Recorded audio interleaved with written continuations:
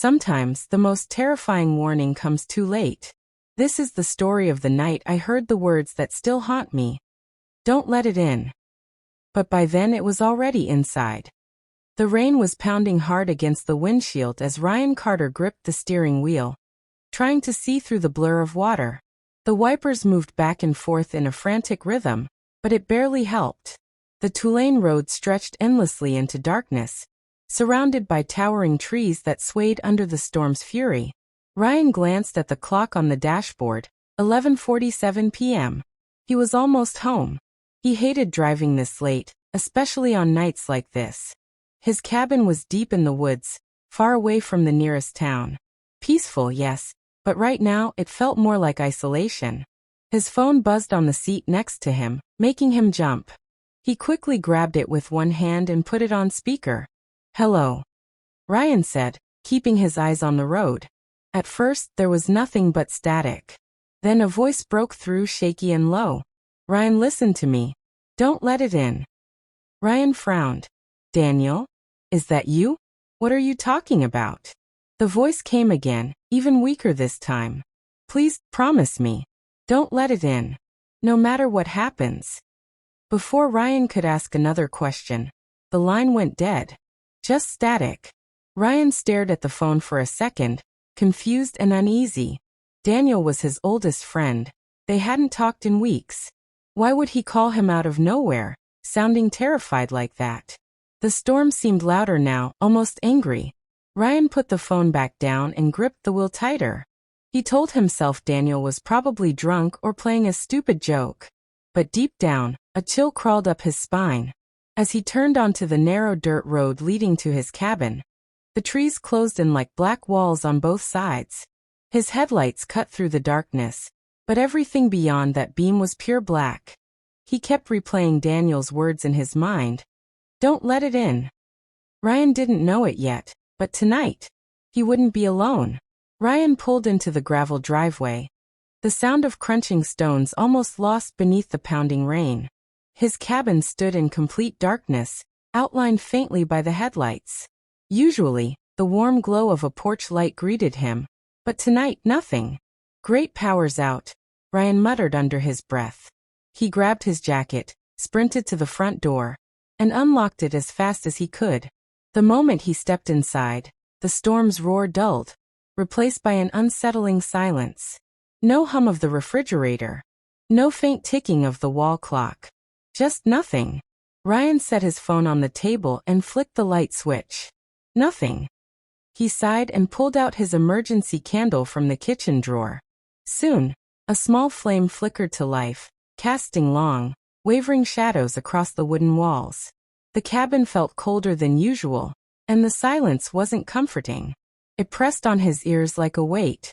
He stood there for a moment, listening, just listening. And that's when he heard it. A faint creak from the back of the house, like a floorboard shifting under weight. Ryan froze. His cabin was small. One bedroom. One bathroom. No pets. No reason for that sound to exist. Probably the wood settling, he whispered to himself, forcing a shaky laugh. Still, he grabbed the heavy flashlight from the drawer and switched it on. The bright beam cut through the darkness, revealing empty hallways and closed doors. Room by room he checked. Bedroom empty. Bathroom empty. Pantry empty.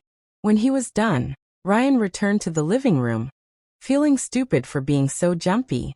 But as he set the flashlight down, something made him pause. The front door lock. It was turned halfway. He was sure he had locked it when he came in. Positive. Ryan stared at the door, heart thudding in his chest. Slowly, almost unwillingly, the memory of Daniel's voice echoed in his mind. Don't let it in. Ryan sat on the couch, the candlelight throwing trembling shadows across the walls. He told himself to calm down. It was just the storm, just the silence making him paranoid. But then, knock. A single, sharp rap at the door. Ryan froze. His head snapped toward the front entrance. He waited, breath held. Maybe he imagined it. Maybe it was a branch hitting the wall. Knock knock. This time louder. Slow. Deliberate. Ryan's throat went dry. He stood, his socks whispering against the wooden floor as he moved closer to the door. The knocking stopped. "Hello." His voice cracked slightly. No answer. He reached the door and leaned toward the peephole. Nothing but darkness and sheets of rain. Ryan's pulse quickened. Nobody should be out here. His cabin was nearly a mile from the nearest house. Who would come in this weather? Then, from the other side of the door, a soft voice floated through, muffled by the storm. "Ryan, open the door." "It's me." Ryan's breath caught in his throat. It was Daniel's voice. "Daniel?" Ryan whispered, pressing his forehead against the wood. "What the hell are you doing here? Please, open up. I'm freezing out here." Ryan stared at the door, his hand hovering over the deadbolt. For a second, he felt relief. His friend was here. Maybe everything made sense now. But then something nagged at him. The voice didn't sound right. It was close, yes, but flat, almost hollow, like someone repeating words without meaning them. And Daniel lived 2 hours away. How could he get here this fast in a storm like this? Ryan stepped back. His heartbeat thudded in his ears. "Daniel, say something only I'd know," Ryan called out, forcing his voice to stay steady. Silence. Then, "Please, Ryan, open the door." Slower this time. Lower. Like the words were being dragged out by something not human. Ryan's fingers trembled as he slid the deadbolt back into place. Daniel's warning echoed in his head louder than ever. "Don't let it in." Ryan backed away from the door slowly, never taking his eyes off it. The voice outside didn't speak again, not yet. The storm raged on, wind howling against the windows, making the whole cabin groan like it was alive. He grabbed his phone from the table and checked the screen. No missed calls. No texts. No sign of Daniel calling back. His hands were shaking so badly he nearly dropped the phone. "This doesn't make sense," Ryan whispered to himself. And then, knock, knock, knock. 3 slow taps against the door. Each one felt heavier than the last. Ryan's chest tightened. "Daniel," he tried again, his voice trembling. A pause. Then the voice returned. "Please, Ryan. It's cold out here. Just let me in." Ryan froze. His breath fogged in the air. Even inside the cabin, the temperature was dropping. He could see his own breath curling in the candlelight. Something was wrong. Something was very wrong. The voice sounded like Daniel, but there was no emotion. No urgency, no fear, no shivering teeth. Just flat words sliding through the wood like oil. "Ryan," it whispered again. "Open the door." "It's me." Ryan gripped the flashlight in one hand and held the knife in the other. His knuckles were white. "If it's really you, Daniel, tell me where we met. First time ever." Silence.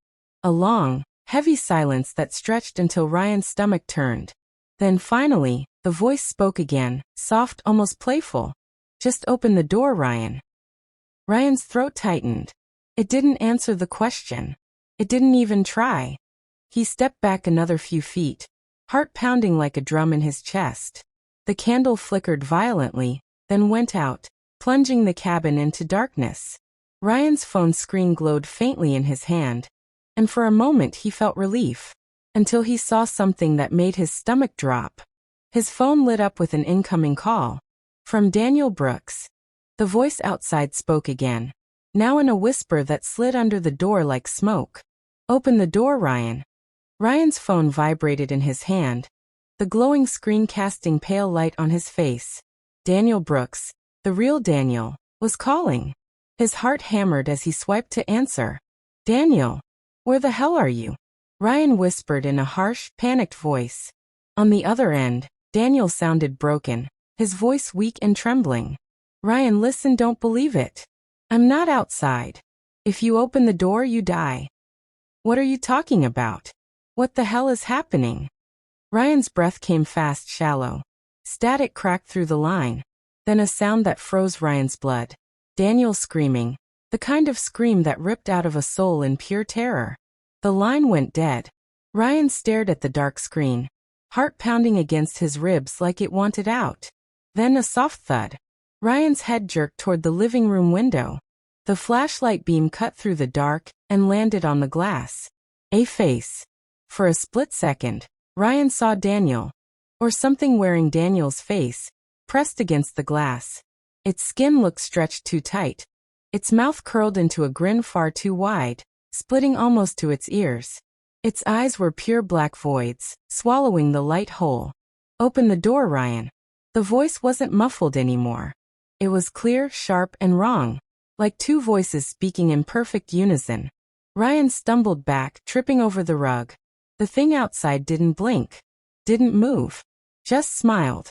Then the grin opened wider, impossibly wide, as if the jaw unhinged. The glass fogged with something that wasn't breath but smoke, curling in strange patterns across the window pane. Ryan's instincts screamed. He bolted for the windows, slamming the locks down one by one. Every time he passed by that first window, the face was still there, watching, grinning, whispering words he couldn't understand. When he finished locking the last one, Ryan pressed his back to the wall, knife in hand, chest heaving. But then, a tap. Soft. From the bedroom window behind him. Ryan's chest tightened as he gripped the kitchen knife with sweaty hands. The call had ended with a sharp crackle, like someone tearing paper in half. And now the silence in the cabin was suffocating. His phone screen had gone black. No signal. No light. Only the faint flicker of his second candle across the room. The voice outside hadn't spoken in minutes. But Ryan couldn't shake the feeling that something, or someone, was still there. Waiting. Then it started again. Not a knock this time. A whisper. "Ryan, let us in." Ryan's stomach turned to ice. The voice wasn't just Daniel's now. There were more of them. Layered. Male and female voices tangled together. Echoing softly as if coming from every wall in the cabin. "No, no, no, no." Ryan backed toward the living room, flashlight beam jerking across the walls. That's when he saw it. A shadow. Not his. Not possible. It moved across the far wall, tall and thin, stretching unnaturally, like it didn't belong to a human body. It slid along the boards with a slow, deliberate grace, then vanished when the beam hit it. Ryan's breath came in sharp gasps. He swept the flashlight again. Nothing. Empty walls. Then the whisper came again, closer this time. "Ryan." He spun toward the sound and froze. A figure stood at the end of the hallway. Pitch black, its shape wrong, arms too long, head tilting in slow jerks like a broken puppet. The beam of his flashlight flickered as if the light didn't want to touch it. "What the hell?" Ryan whispered, his throat dry. The figure didn't move.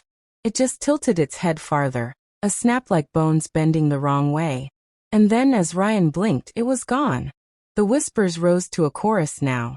Dozens of voices slithering from the walls, the floor, the ceiling, everywhere. "Let us in. Let us in." Ryan clamped his hands over his ears and dropped to his knees, heart hammering like a drum. Then silence. When he opened his eyes, the candle was out. And something was breathing right behind him. Ryan spun toward the bedroom window, his breath catching in his throat. The tap came again, soft, like a fingernail tracing the glass. Slowly, his flashlight beam crawled across the wall until it landed on the window. Empty. No face this time. No figure.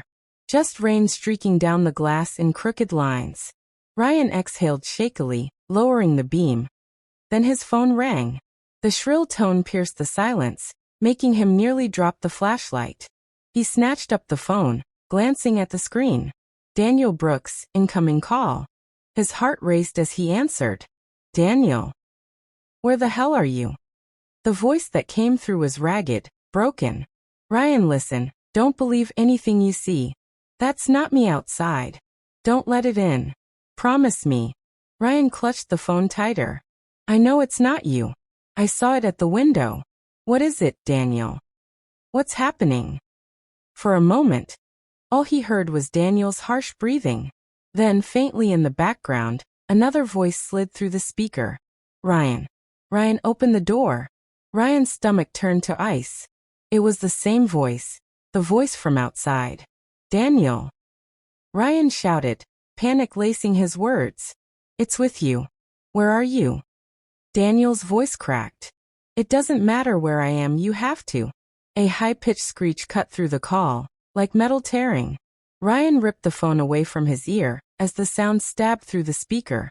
When it stopped, the line went dead. Ryan stared at the screen, hands trembling. No signal. No bars. Nothing. The cabin fell silent again, except for the rain, until a new sound crawled through the walls. A whisper. Ryan. Then another. Ryan opened the door. And another, overlapping, dozens of voices now, circling the cabin like vultures. Male, female, deep, shrill, all chanting the same thing. Ryan dropped the phone and clamped his hands over his ears, but it didn't help. The whispers were inside his head now. Let us in. Ryan staggered back toward the living room, his heart thudding so loud it drowned out everything else. The whispers clawed at his mind, slithering in from every corner of the cabin. He could still hear them even with his hands over his ears. He snatched up the flashlight and swung the beam wildly across the walls. Empty. Empty. Empty. But the voices didn't stop. They were inside now. Inside the walls, inside the air. Then crash. The sound of shattering glass exploded from the living room. Ryan spun around just in time to see shards raining down from the big window near the couch. The wind howled through the opening, spraying rain across the floor. He ran forward, knife in hand, breath coming in ragged gasps. The flashlight beam caught the broken frame, but nothing was there. Just darkness yawning beyond the shattered glass. Ryan's chest heaved. Every instinct screamed at him to run. But run where? Out into the storm? Into the woods? Into whatever was out there. Then came the sound that made his blood run cold. Footsteps. Slow. Heavy. Wet. On the wooden floor behind him. Ryan froze, his grip tightening on the knife until his knuckles turned white. The sound grew louder. Closer. He swung the flashlight over his shoulder. Nothing. The hallway was empty. He turned back toward the window. Another sound. This time from the kitchen. A sharp scrape, like claws dragging across the counter. No, this isn't happening, Ryan whispered, backing toward the hallway. The flashlight flickered once. Twice. Then died, plunging the cabin into total darkness. Ryan's breath quickened, his ears straining for any sound. And he heard it, soft breathing, coming from somewhere inside the room. Not his own. Slow. Deep. Inhuman. The voices returned, now whispering in unison, curling around him like smoke. You should have let us in. Ryan stumbled back, the knife trembling in his hand. Something brushed against his shoulder in the dark. Cold. Slimy. Long. He screamed. Ryan's scream tore through the darkness, echoing off the wooden walls. He spun wildly, slashing the knife at empty air, his other hand fumbling to relight the flashlight. His fingers shook so violently he almost dropped it, but finally, click. The beam flared to life, cutting through the blackness, and landed on something in the hallway. Ryan froze. His throat closed. It stood halfway down the hall, its head nearly scraping the ceiling. Its limbs were grotesquely long, elbows bending in the wrong direction, joints snapping like twigs as it shifted. Its skin was gray, stretched too thin, ribs poking out like broken sticks under the flesh. But the face, oh God, the face. It wore Daniel's features, but stretched and warped like melted wax. The mouth curved into an impossibly wide grin, teeth jagged and dripping with black saliva. The eyes were pits, two hollow voids that swallowed the light. Ryan's breath came in sharp, shallow bursts. He stepped back, the flashlight trembling in his grip. The thing tilted its head, the sound of bones grinding filling the hallway. Then in that same sickly sweet voice it whispered, "You should have opened the door, Ryan." Ryan stumbled back, hitting the wall. He raised the knife, though it felt useless against whatever this was. The thing moved. Not walked. Snapped forward in a blur, joints cracking like breaking branches. Its grin splitting wider, stretching its face until it almost tore apart. Ryan bolted toward the back door, legs pumping, heart slamming against his ribs. He yanked the handle, locked.